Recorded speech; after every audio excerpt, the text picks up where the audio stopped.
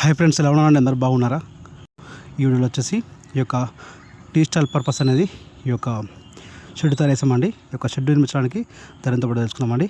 Friends, ఈ యొక్క tea stall shed అనేది completely CR sheet plain sheet చేసామండి. బీజీగా షీటు మందం అయితే ఫ్రెండ్స్. ఎంట్రెన్స్లో ఒక సింగిల్ డోరు, ఈ లోపలికి వెళ్ళిన తర్వాత ఎంట్రెన్స్లో ఒక టేబుల్ అండి. తర్వాత టీ స్టాల్ షెడ్ తయారు చేయడానికి తీసుకున్న పైపులు మధ్యలో స్క్వేర్ పైపు 1 ఇంచ్ పైప్ అండి.